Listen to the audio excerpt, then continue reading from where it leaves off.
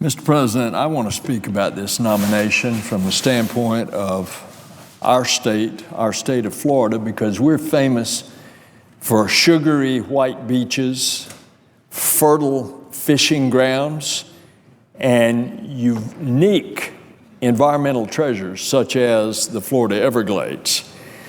This precious natural resource and resources, it needs our protection and our stewardship. In fact, Florida's multi-billion-dollar tourism industry is driven by the fact that people come to our state to enjoy these kinds of environmental treasures. I've just come from a meeting of our American Hotel, Motel, and Lodging Association, with multi-billions of dollars of investment all over Florida. Well, what happens if the guests don't come? That's a major investment that is lost. And oh, by the way, a few years ago during the BP oil spill, where the oil only got on as far east from Louisiana as Pensacola Beach, and some oil in Choctawhatchee Bay and Destin, and some tar balls as far east as Panama City Beach, but not any further. And yet the visitors didn't come because they thought the beaches were covered with oil. Well, right now, Florida's unique environment is threatened by several environmental challenges. From the threat of fracking in this honeycomb of limestone filled with fresh water that supports the peninsula of Florida, to algae blooms that have plagued much of Florida's Treasure Coast this last year, to the red tide in the Tampa Bay area, and to Burmese pythons in the Everglades. And that's just a little bitty partial list of the plagues. So to deal with these challenges, states such as ours depend on the EPA as a backstop. And Mr. President, I'm here to express my concerns for the President's pick to lead this agency. It's been well documented that the President's pick is a friend of the oil industry. There's nothing wrong with that, but this is an industry that has invested hundreds of thousands of dollars in political contributions to Mr. Pruitt and the PAC supporting him over the years. Mr. President, ever since I was a young congressman, I have been fighting to keep oil rigs off the coast of Florida. In the first place, there's not a lot of oil out there.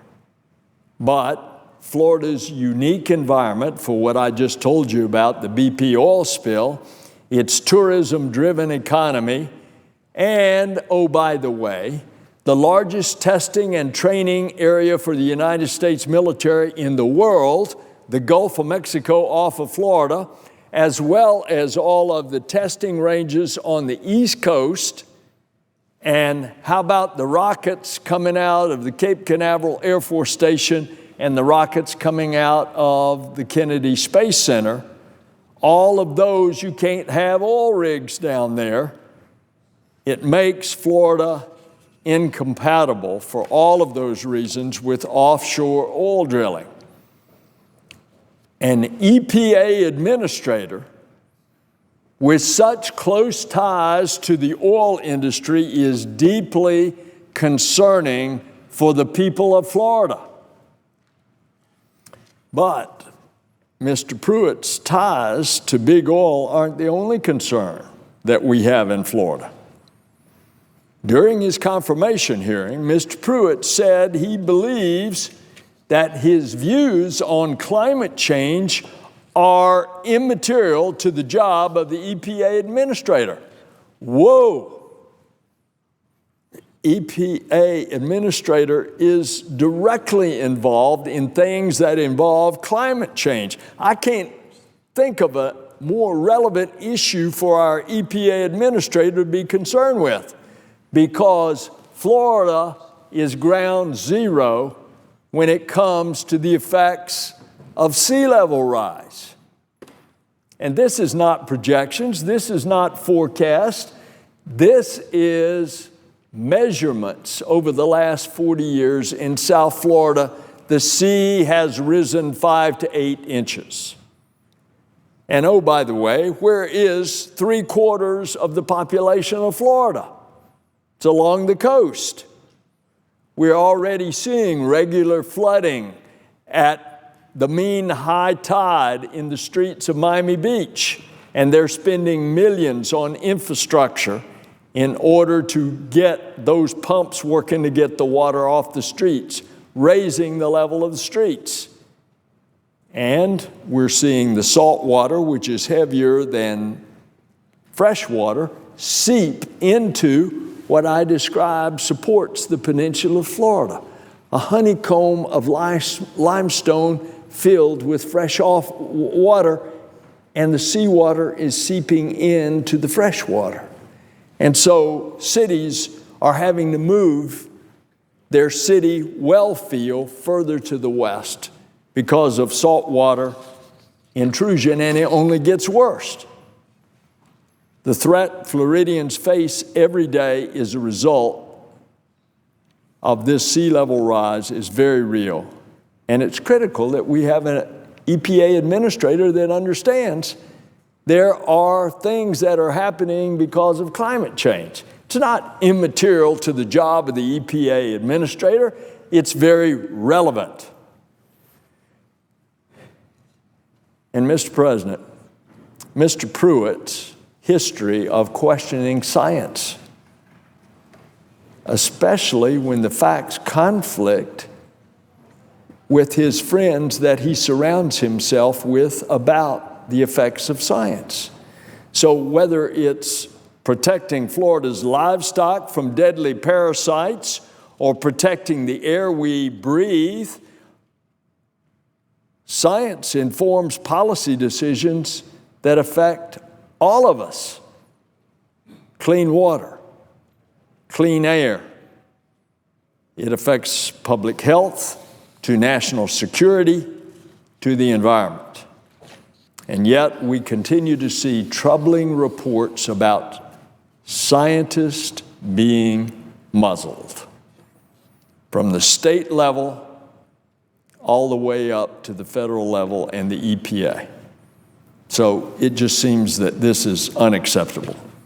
Our scientists should be free to publish scientific data and not be muzzled.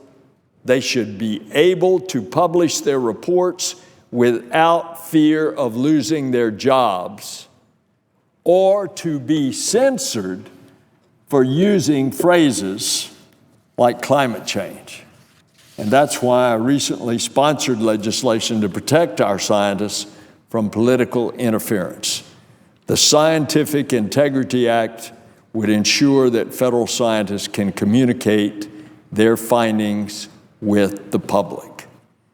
It requires federal agencies to implement and enforce scientific integrity policies and ensure that procedures are in place so that if those policies are violated, it is known and there's a procedure to deal with that.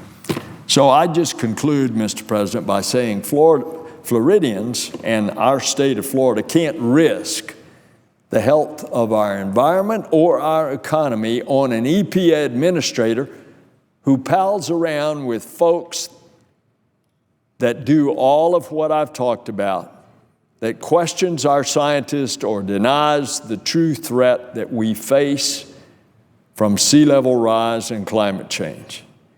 Floridians can't afford such a risk, and they shouldn't be forced to take this risk. And therefore, I will vote no on Mr. Pruitt's nomination to be EPA Administrator. Mr. President, I yield the floor.